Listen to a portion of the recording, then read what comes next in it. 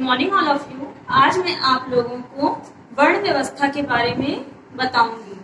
भाषा जो होती है वह वाक्यों से बनती है ना। वाक्य जो है वह पदबंधों से बनते हैं, पदबंध जो है वह पदों से बनते हैं, पद जो है वह शब्द से बनते हैं और शब्द जो है वह ध्वनियों से बनते हैं। मौखिक ध्वनियों के लिखित रूप को ही वर्ण कहते हैं। जो मौखिक ध्वनियां होती हैं उसी के लिखित रूप को वर्ण कहा जाता है। जैसे कि कोई शब्द रहे, उसका जब हम लोग विच्छेद करेंगे तो वर्ण विच्छेद कहलाएगा ना।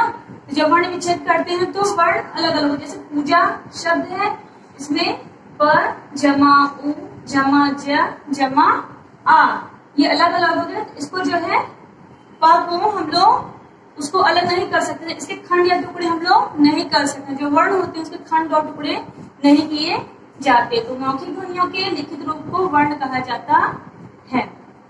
इसके बाद है वर्णमाला। वर्णों के क्रमबद्ध समूह को वर्णमाला कहते हैं।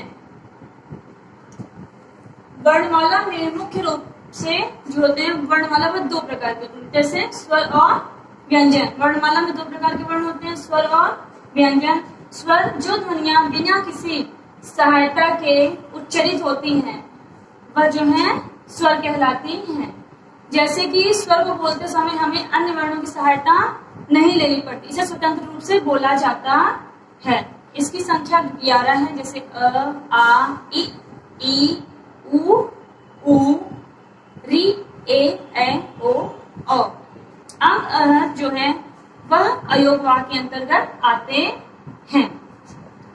स्वर जो है मुख्य रूप से दो प्रकार के होते हैं, उसके दो भेद होते हैं।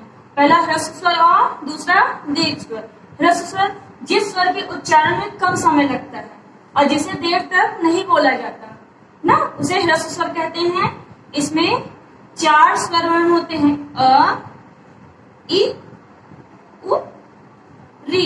इसको बोलने में हम लोगों को कम समय लगता है, तो ये जो है ह्रस्व स्वर है। अब आप लोगों को दीर्घ स्वर के बारे में बताते हैं। जिन स्वरों के उच्चारण में ह्रस्व स्वरों से लगभग दुगना समय लगता है, जैसे कि ह्रस्व स्वर है उससे दुगना समय लगेगा बोलने में, तो वे जो है दीर्घ स्वर कहलाते हैं। जैसे आ ई उ ए ओ आदि। स्वर का वर्गीकरण दो आधार पर किया गया है, मात्रा के आधार पर और उच्चारण के आधार पर।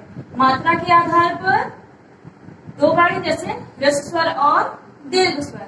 ह्रस्व स्वर जिन स्वरों को बोलने में कम समय लगता है वह ह्रस्व स्वर।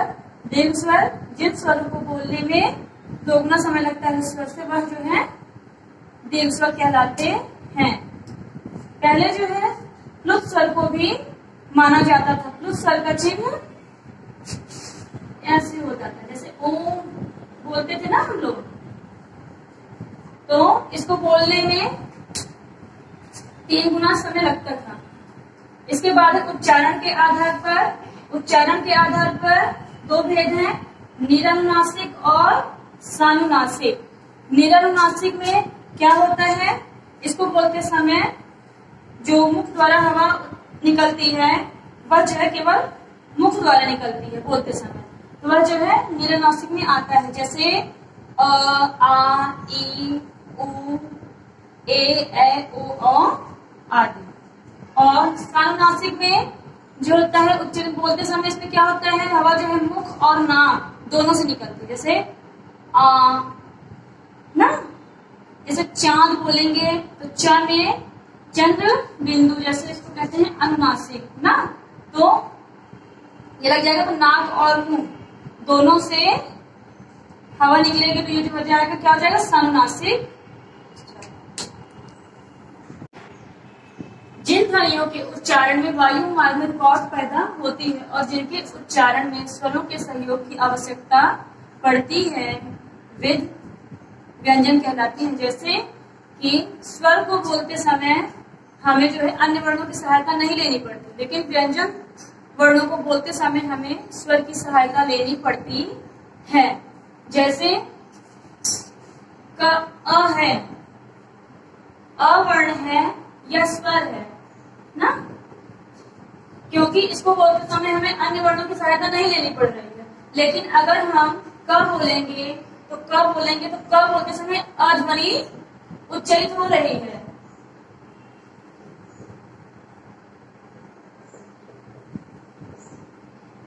ठीक, तो ये जो है इसमें क बोलते समय हमें जो है स्वर की सहायता लेनी पड़ रही है। व्यंजन में सबसे पहले स्पर्श व्यंजन के बारे में आप लोगों को बताती हूँ। स्पर्श व्यंजन को बोलते समय हमारे मुख की जीवा जो होती है मुख के विभिन्न भागों को स्पर्श करती है।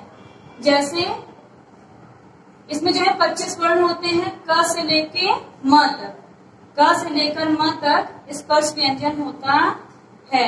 इसमें क वर्ग में क ख ग घ रंग, च वर्ग में च छ ज झ इया, ट वर्ग में ट ठ ड ढ अण, त वर्ग में त थ द ध न और प वर्ग में प फ ब भ म। इसके बाद है अंतस्थ व्यंजन। इसमें जो है अंतःकरण से जो व्यंजन बोले जाते हैं, जैसे य र ल व। इसमें 4 व्यंजन वर्ण है, जैसे य र ल और ब। फिर है ऊष्म व्यंजन। ऊष्म व्यंजन को बोलते समय मुख से गर्म वायु निकलती है। इसमें भी 4 वर्ण होते हैं, श स ह। ठीक, श स ह। फिर है उच्छिष्ट व्यंजन। उच्छिष्ट व्यंजन में इसमें 2 वर्ण है, जैसे ड़ और ड़।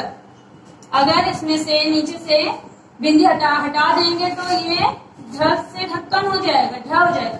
लेकिन लगा देंगे तो ये ढ़ पड़ा जाएगा और ये जो है ढ़ पड़ा जाएगा। संयुक्त व्यंजन में जब 2 व्यंजन संयुक्त रूप से होते हैं मिलकर, एक हम जैसे श है ना, ये जो है क और श जोड़ने पे स बना है, यह संयुक्त व्यंजन का उदाहरण है। इसी तरह त और र, ज्ञ ज और इया, श्र श और र। जब 2 समान व्यंजन इस प्रकार जुड़े कि उनमें पहला व्यंजन स्वर रहित और दूसरा व्यंजन स्वर रहित हो तो वह जो है द्वित व्यंजन कहलाता है। जैसे दिग्गज शब्द है तो इसमें ये आधा ग है, ग, और ये स्वर रहित है और यह जो है स्वर सहित है ना। इसमें जो स्वर नहीं है, इसमें हलंत लग गया है, इसमें हलंत नहीं लगा, इसमें मतलब जुड़ा हुआ है ना। तो ये स्वर रहित और यह स्वर सहित ना। जब दोनों को जोड़ दिया जाएगा तो ये बना शब्द ना। तो दिग्गज, ऐसे ही कच्चा आधा च और पूरा च जोड़ने पे, ऐसे ही रस्सी स आधा स और पूरा स जोड़ने पे शब्द जैसे रस्सी, कच्चा, दिग्गज शब्द आदि। आधार पर और श्वास के आधार पर, और अगला है स्वर तंत्रियों के कंपन के आधार पर। तो उच्चारण के आधार पर स्पर्श व्यंजन, अंतस्थ व्यंजन और ऊष्म व्यंजन। स्पर्श व्यंजन इसमें क्या होता है, जिन व्यंजनों का उच्चारण जिह्वा द्वारा मुख के विभिन्न भागों को स्पर्श करती है, जैसे कि कंठ, होठ, जिह्वा, तालु आदि ना। तो वो जो है स्पर्श व्यंजन कहलाते हैं। इनकी संख्या 25 होती है, क से लेकर म तक।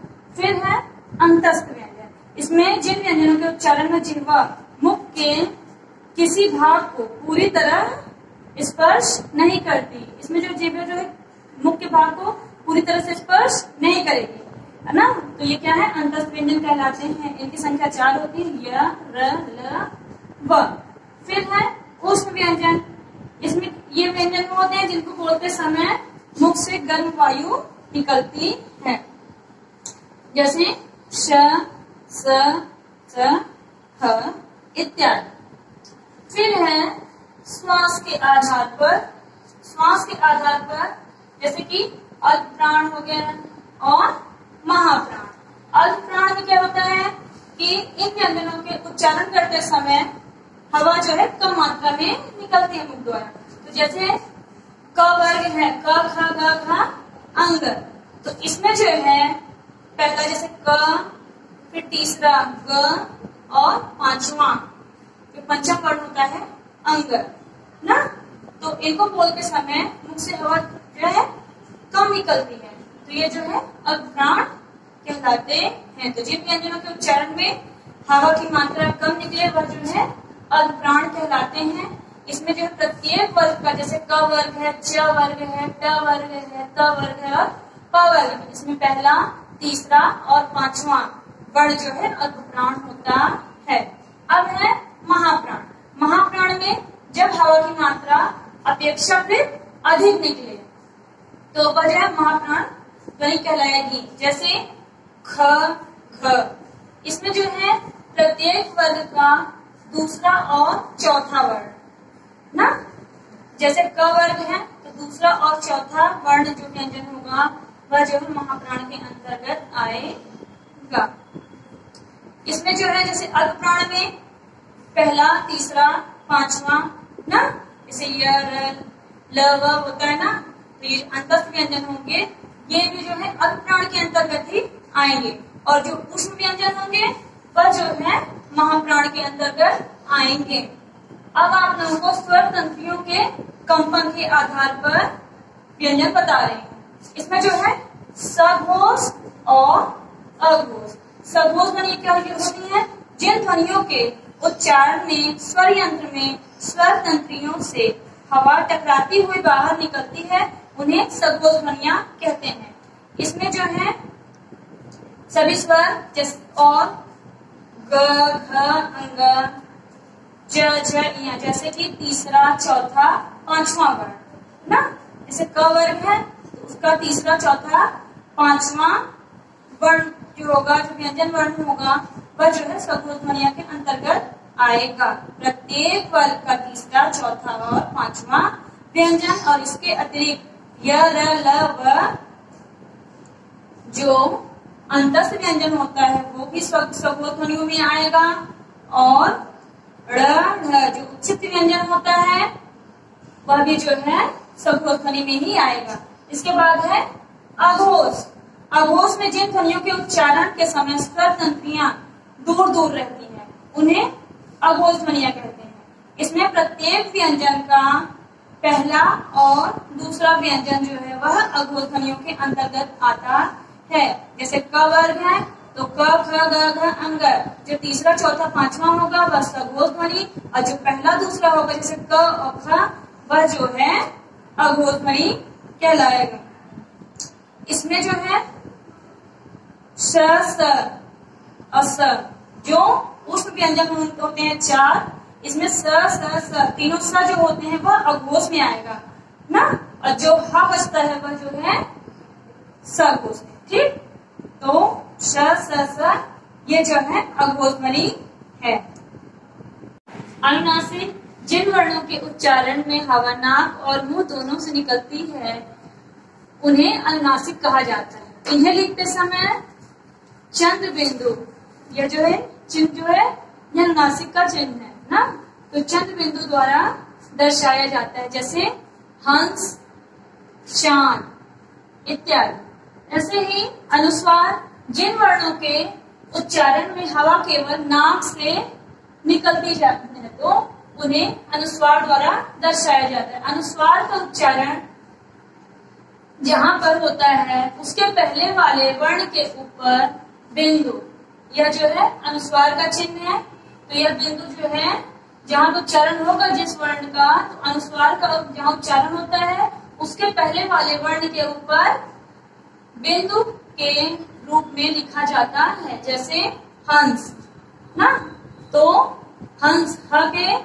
बाद यह लगना, वो वर्ण जो बोलते समय आता है तो क्या होता है, ह के ऊपर ही यह चिन्ह लग जाएगा। ऐसे सुंदर, सुंदर, तो इसमें जो है आधा न की जगह क्या है, हम लोग अनुस्वार का चिन्ह कर रहे हैं पंचम वर्ण के ना, तो यहाँ पे स छोटों की मात्रा से उसके ऊपर अनुस्वार का चिन्ह इत्यादि।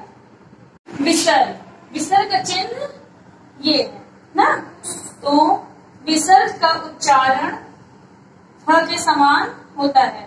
इसका प्रयोग केवल तत्सम शब्दों में ही होता है, जैसे प्रातः, स्वतः, पुनः आदि। जैसे प्रात है, इसमें लगा देंगे क्या हो जाएगा प्रातः। ऐसे ही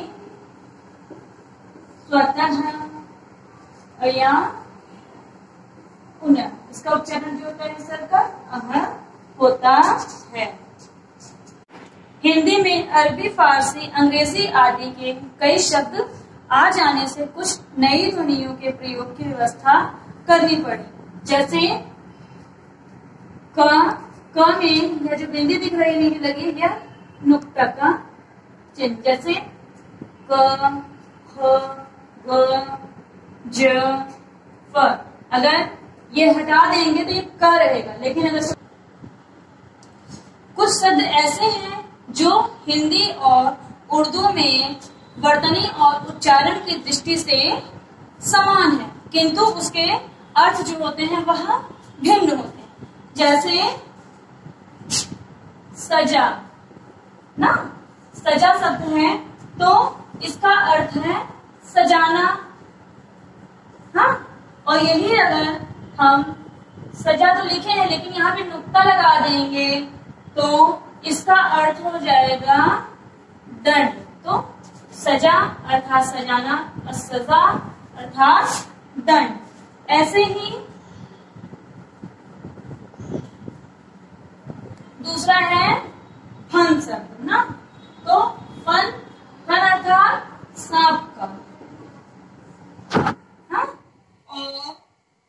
और यदि हम नुक्ता लगा देंगे में तो क्या हो जाएगा, यह फन था तो अर्थात सांप का, और यही अगर नुक्ता लगा देंगे तो इसको फन पढ़ेंगे ना, तो फन इसका अर्थ होता है कौशल ना। तो ये आप लोगों का नुक्ता का प्रयोग था। अब मैं आप लोगों को शब्दकोश के आधार पर बता रही हूँ कि शब्दकोश खोजने की विधि या देखने संबंधी नियम। विधि क्या है? शब्दकोश में सर्वप्रथम स्वर और उसके पश्चात व्यंजन का क्रम आता है।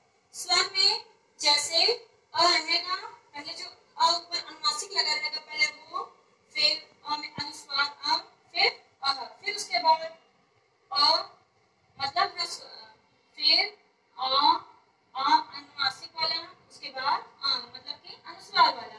ये आप लोगों के पुस्तक में दिया गया है शब्दकोश देखने संबंधी नियम, तो उसको आप लोग अच्छे से देख लीजिएगा। आज आप लोगों ने भाषा की इकाई अर्थात वर्ण या ध्वनि के बारे में पढ़ा।